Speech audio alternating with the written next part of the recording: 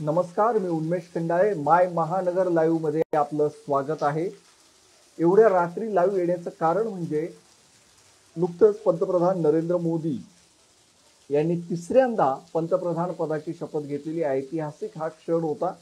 राष्ट्रपती भवनाच्या प्रांगणामध्ये त्यांनी आपला शपथविधी सोहळा हा झालेला आहे. 7:15 वाजता सुरू झालेला सोहळा आता रात्री 10 पर्यंत चाललेला आहे. जवळपास म्हणजे 2.5 तासांपर्यंत हा सोहळा सगळा सुरू होता. पंतप्रधान नरेंद्र मोदींसह 71 मंत्र्यांनी शपथ घेतलेली आहे. देशातल्या विविध राज्यातील वेगवेगळ्या भाषेचे मंत्री त्यांच्या मंत्रिमंडळामध्ये सहभागी झाले.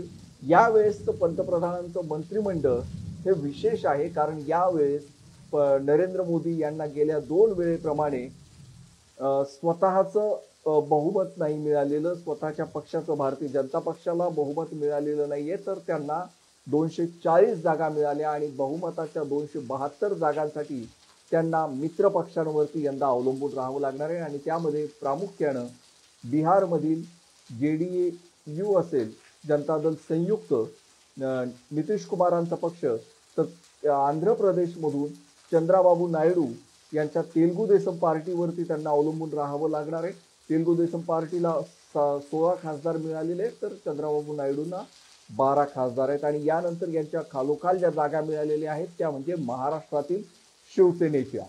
एकनाथ शिंदे यांनी महाराष्ट्रामध्ये शिवसेनेच्या 7 जागा निवडून आणलेल्या आहेत आणि त्यांचा देखील नरेंद्र मोदींना पाठिंबा आहे.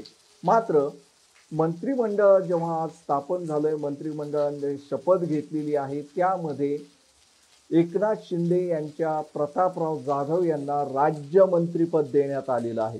त्यांना कॅबिनेट मंत्री देण्यात आलेलं नाही, तर त्यांच्या सोबतच रामदास आठवले जे गेल्या 2 वेळ मोदींच्या मंत्रिमंडळामध्ये होते, म्हणजे पहिल्या सरकारमध्ये होते 2014च्या, त्यानंतर 2019च्या, आणि आता तिसऱ्यांदा त्यांना मंत्रिपदाची शपथ त्यांनी घेतलेली. मात्र यावेळी देखील रामदास आठवले यांना राज्यमंत्रीपदच देण्यात आलेले. त्यांना कॅबिनेट मंत्रीपद मिळेल अशी अपेक्षा होती, मात्र ते झालेलं नाहीये.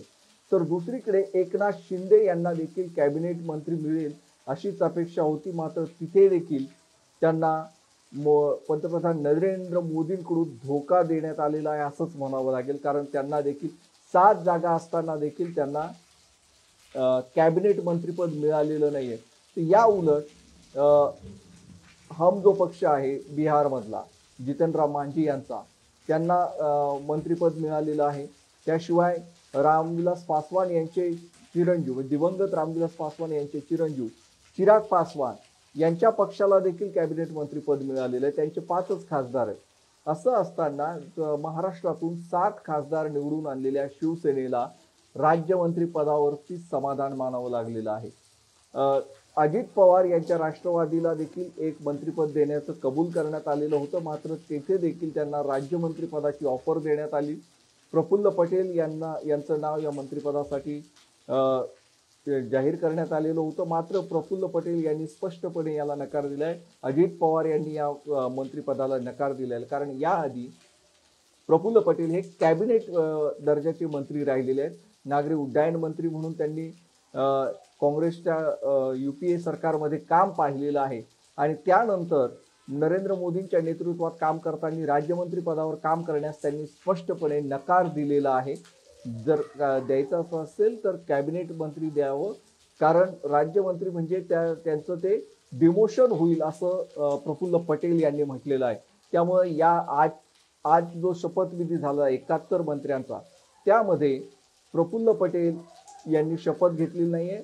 अजित पवार गटाकडून कोणीही शपथ घेतलेली नाही. अजित पवार गटाचे एकमेव खासदार महाराष्ट्रातून निवडून आलेले ते म्हणजे रायगडमधून सुनील तटकरे की प्रफुल्ल पटेल मंत्रिमंडळामध्ये कोण सहभागी होणार याविषयी काही काळ संभ्रम होता, मात्र संध्याकाळी स्पष्ट झालं की प्रफुल्ल पटेल हेच मंत्रिमंडळामध्ये राहतील, ते शपथ घेतील. त्यांना फोन देखील आला, मात्र